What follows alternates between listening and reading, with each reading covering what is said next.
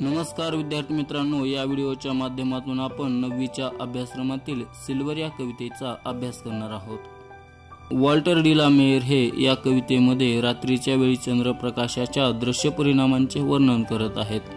कवी या कवितेमध्ये सांगतो की रात्रीच्या चंद्रप्रकाशामध्ये सर्व परिसर त्याला चंदेरी, चमत्कारी आणि शांत दिसत आहे। कवी वॉल्टर डी ला मेयर हे रात्रीच्या वेळी चंद्रप्रकाशामध्ये चालत आहेत आणि त्यांना त्यांच्या आजूबाजूचा परिसर चंदेरी दिसत असल्याचे खूप आश्चर्य वाटत आहे। First few lines of the poem, slowly silently now the moon walks the night in her silver shoon, this way and that she peers and sees silver fruit upon silver trees. कवी Walter de la Mare कवितेच्या सुरुवातीला रात्रीच्या आकाशातील चंद्राचे दृश्य आपल्या समोर ठेवून कवितेची सुरुवात करताना म्हणतो, चंद्र रात्रीच्या वेळी हळुवारपणे, सावकाशपणे तिचे चंदेरी बूट घालून चालत आहे।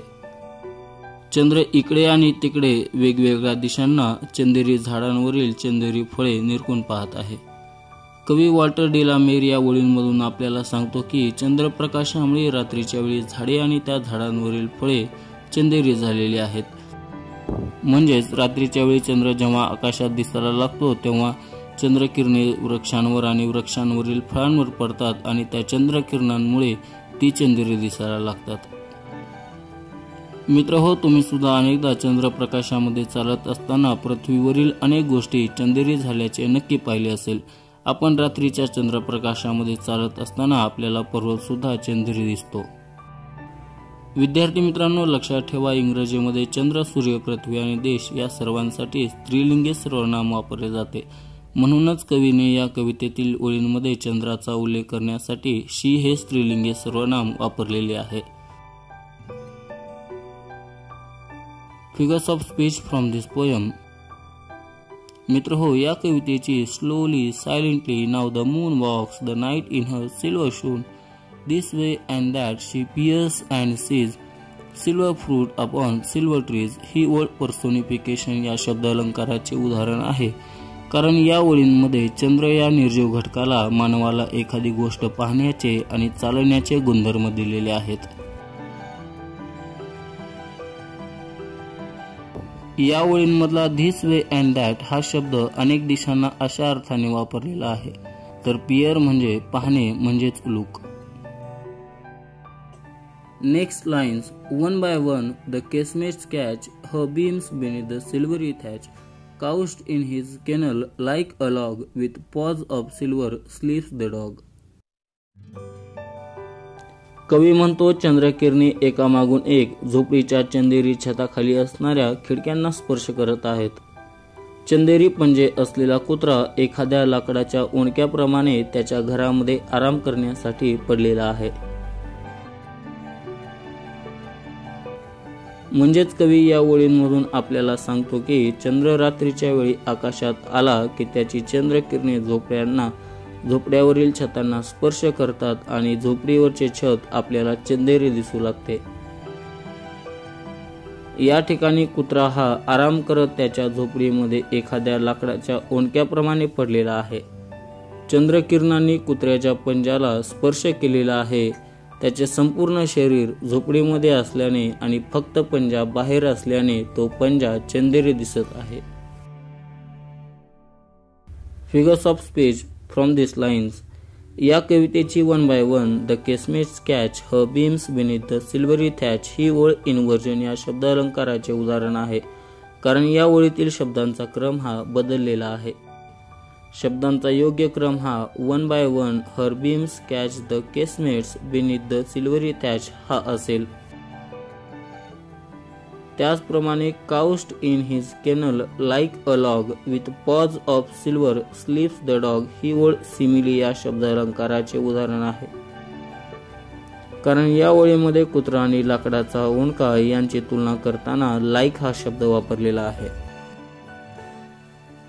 Vocabulary from these lines, casements म्हणजे खिडक्या म्हणजेच विंडोज, बीम्स म्हणजे चंद्रकिरणे रेज ऑफ मून, थॅच म्हणजे झोपडीवरचे छप्पर roof made of grass. Couch म्हणजे विश्रांतीसाठी दबा धरून बसणे म्हणजेच ले डाऊन. लॉग म्हणजे लाकडाचा ओंडका, पीस ऑफ वूड. केनल म्हणजे कुत्र्याचे घर, डॉग्स शेल्टर. पॉज म्हणजे पंजा म्हणजेच four arm of dog. Next lines. From the shadowy coat the white breast peep of doves in silver feathered sleep. A harvest mouse goes scampering by with silver claws and silver eye. कवी म्हणतो, अंधाऱ्या खुराड्यांमध्ये झोपलेल्या बदकांचे पंख सुद्धा चंदेरी दिसत आहेत. या बदकांची पांढरी छाती खुराड्याच्या बाहेरून सुद्धा दिसत आहे. शेतातील उंदीर चंदेरी डोळ्यांसह चंदेरी नखांसोबत शेतामध्ये इकडून तिकडे धावत आहे. म्हणजेच चंद्रप्रकाश अंधाऱ्या खुराड्यांमध्ये आणि शेतांमध्ये पोहोचलेला आहे आणि चंद्रप्रकाशामुळे बदक आणि उंदीर यासारख्या प्राण्यांचे अवयव हे चंदेरी झालेले आहेत. Figures of speech from this lines. या कवितेची a harvest mouse scampering by with silver claws and silver eye ही वळ रिपिटिशन या शब्दालंकाराचे उदाहरण आहे, कारण या वळीमध्ये सिल्वर या शब्दाची पुनरावृत्ती झालेली आहे. व्होकॅब्युलरी. शॅडोवी म्हणजे अंधारे, कोट म्हणजे खुराडे, पीप म्हणजे डोकावून पाहणे, परंतु हा शब्द येथे दिसत आहे अशा अर्थाने वापरलेला आहे. हार्वेस्ट माऊस म्हणजे शेतातील उंदीर आणि स्कॅम्पर बाय म्हणजे इकडून तिकडे धावणे, क्लॉज म्हणजे नखे. Last lines of the poem.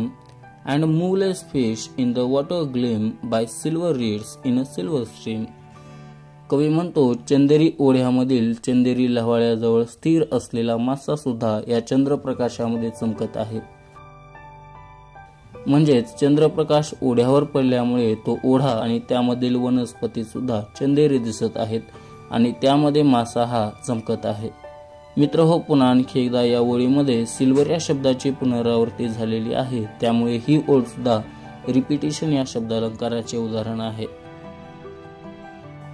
मित्र हो, या ओळीतील ग्लीम या शब्दाचा अर्थ आहे चमकणे. रीड्स म्हणजे लव्हाळे म्हणजेच पाण्यात वाढणारी एक वनस्पती आणि स्ट्रीम म्हणजे ओढा. एकंदरीत या कवितेच्या माध्यमातून कवी वॉल्टर डी ला मेयर हे चंद्रप्रकाशाच्या रात्रीचे सौंदर्य त्यांच्या कवितेतून आकर्षकपणे मांडतात. ते या कवितेमध्ये सांगतात की चंद्रप्रकाश जिथे कुठे पोहोचतो तेथे तो आपली चंदेरी छटा पसरत असतो. चंद्रप्रकाशामुळे प्रत्येक वस्तू ही चंदेरी दिसू लागते. चंद्रप्रकाशाच्या रात्रीचे वर्णन करत असताना वॉल्टर डी ला मेयर हे निसर्गातील वृक्ष, वृक्षांवरील फळे, लाकडाचा ओंडका, गवताची झोपडी व त्यावरील छप्पर, ओढा, ओढ्याकाठच्या वनस्पती आणि कुत्रा व मासा यासारख्या सजीव प्राण्यांचा वापर करून या कवितेला आकर्षक बनवतो. तसेच या कवितेमध्ये वेगवेगळ्या शब्दालंकाराचा वापर केल्याने ही कविता मनोरंजक बनते. The rhyme scheme of the first two stanzas is AABB. Rhyme scheme for the final stanza is AABBCC.